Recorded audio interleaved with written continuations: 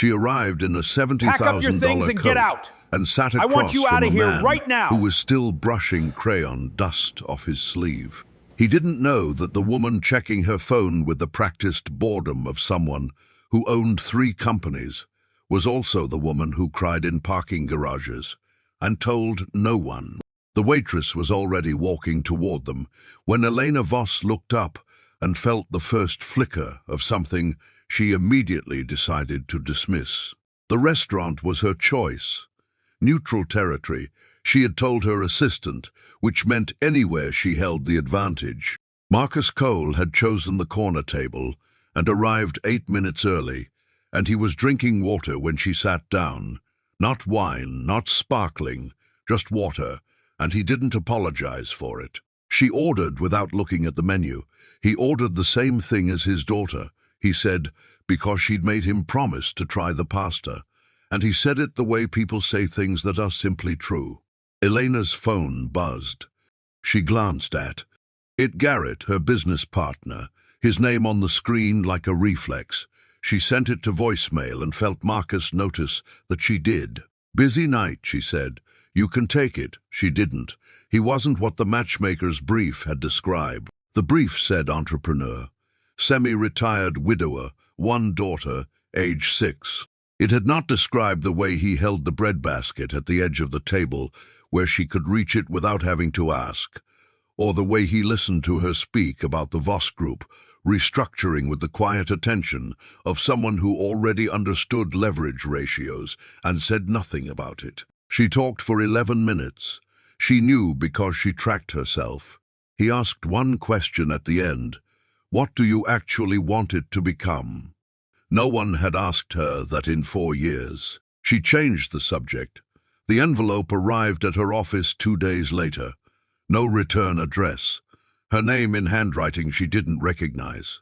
Inside was a single document, a business wire transfer. Record, and at the top of it was Garrett's name, and at the bottom was the name of a company she had never heard of. And in the middle was a number that made her sit very still for a long time. She called Marcus. She didn't know why. She had his number from the matchmaker's follow-up, and she sat in her car in the parking structure and dialed it before she understood what she intended to say. "I need to think out loud," she said. "You don't have to respond." "Okay." She talked for 6 minutes. He stayed on the line when she finished. He said only, "Don't move yet." She didn't.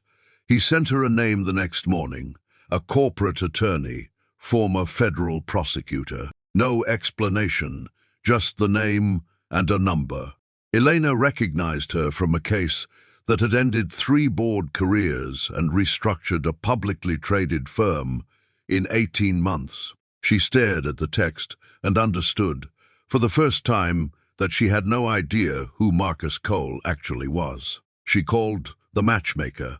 "He asked us not to share his background," the woman said, with a particular tone of someone protecting something valuable. He was very specific. On Saturday, he texted her. His daughter wanted to know if the lady from the restaurant wanted to see the garden. Elena was in the middle of a document review, and she said yes before the sentence finished loading in her mind. The garden was 3 raised beds behind a house that was modest and clean and smelled like cedar and something baking. The daughter's name was Rosie.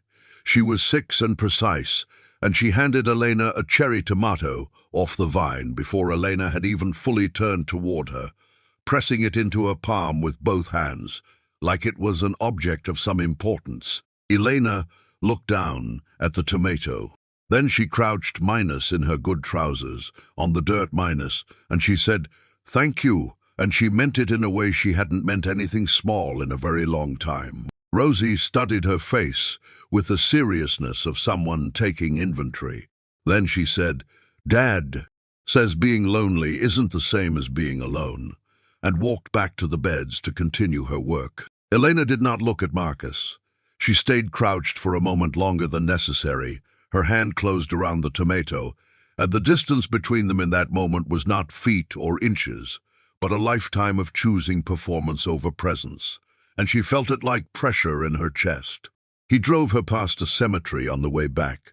He pulled over without being asked, without explaining, and he got out and she followed, because some things you do before you know you're doing them. The headstone said Claire Ann Cole.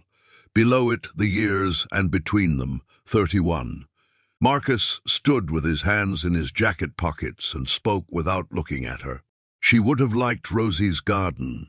She started it. That first bed, the one on the left. He paused. She died fast, which I used to think was the hard part. Then I thought it was the slow part after. Now I think it's just a different kind of living. Elena stood beside him. She did not speak.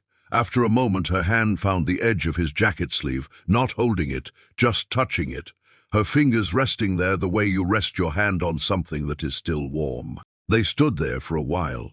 The wire transfer document led to a second one, which led to a board meeting that Garrett did not survive professionally, and to a restructuring that took 4 months and cost Elena 3 people she had believed in, and one she had simply tolerated.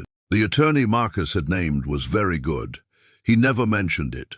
On a Tuesday evening in early fall, she came to the house without calling ahead. Rosie answered the door, looked at her, and went to get her father. Marcus appeared in the doorway in a work shirt and said nothing. Elena stood on the step. "I don't know what I'm doing here." "Yes, you do." The porch light was on. Somewhere inside, Rosie was singing to herself, something tuneless and confident and entirely her own. Marcus stepped back from the door, not wide, just enough.